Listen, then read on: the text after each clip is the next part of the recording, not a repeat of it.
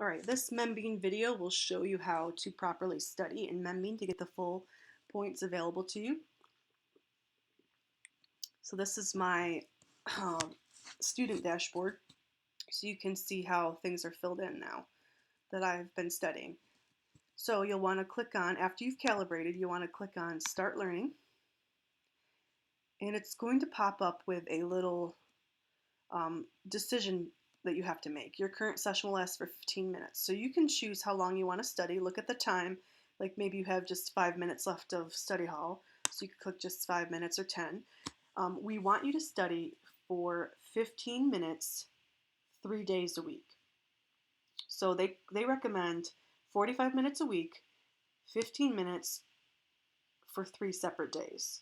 And they recommend having usually a day in between each of your study sessions. For some reason, they've researched it and found that the not cramming all your study into one time actually helps you learn the words better.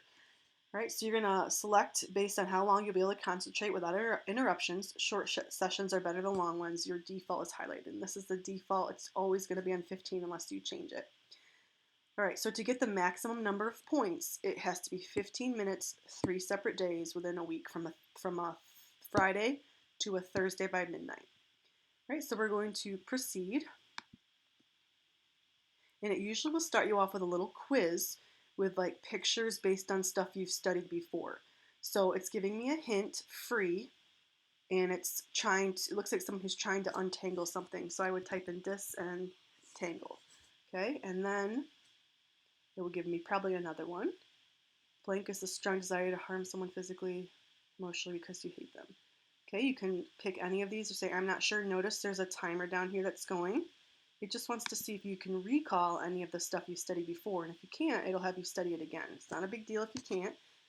Let's see if I remember this one.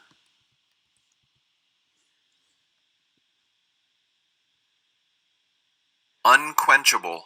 Okay, and now it's going to have me study. So you'll see that there's the part of speech. It tells what level the word is. It will let me click on it to hear it again. Unquenchable. It lets me see that it's a new word I haven't studied before. It gives me a little note paper that I can add a note or make a sentence using the word. I can get creative. I don't have to do that, but I can. If I know the word and I know how to use it in a sentence, only if I know how to use it in a sentence, I can click I know this, and this will immediately go into a test bank. But if you're not sure you can use this word, just don't click I know this. Be very sparing with this if you're not 100% sure you can use it. So there's different ways to study with Membean. You can start off listening to them reading a little paragraph where they use the word quite a few times in there, and then it will give you a little quiz. What is something that's unquenchable? And you would pick one of these answers. You can also click here and get a quick definition.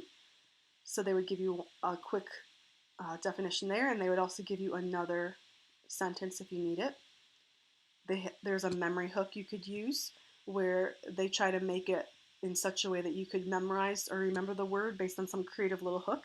You can make your own hook. You can use other hooks that students have made. You can look at how the word is made up with the root words.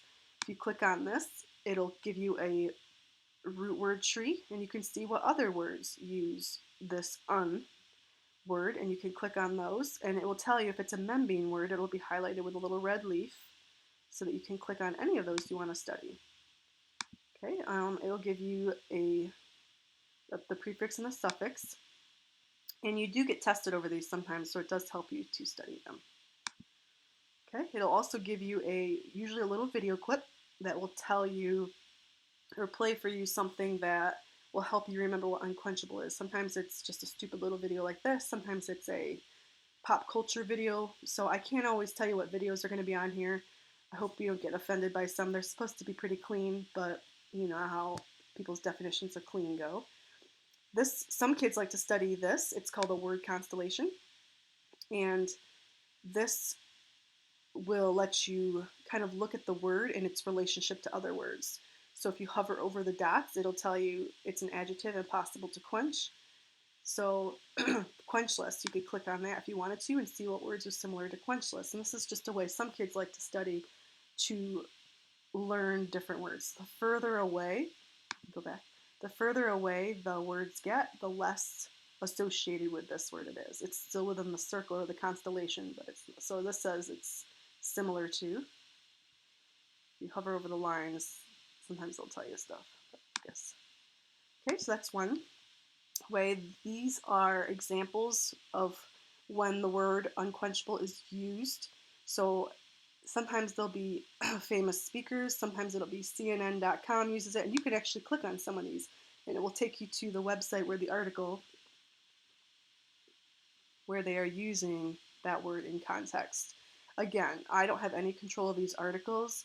They would obviously not all agree with our point of view, so just read them with caution. Right? Time Magazine, NPR, there's just lots of different things. So there's lots of things on here to help you.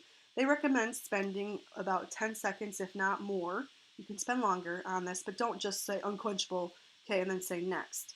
It gives me a warning when you're not studying long enough. Then you'd say next. Oh, and they usually want you to answer the quiz.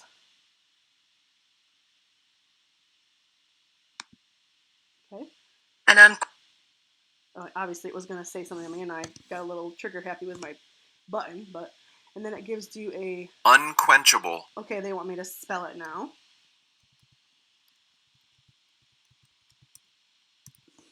Okay. And then they'll probably give me a new word here. Yeah, mediocre. mediocre, Okay, and so then I could have them read me a story. Again, there's a Dilbert cartoon here. There's a little memory hook to help me. It's all, and it pretty much has a lot of the same stuff. And you can see how there's related words, word variants, how the word changes and means something similar but different, that kind of thing. And each kid chooses a different way to study. You don't have to use every single one of these things on here to study. It's got different ways for different kids to study, and that's what's so great about Membean. It's individualized for you. So you study the way it helps you remember, right? And that's how you use Membean. If you have any questions, just let me know. I hope you enjoyed.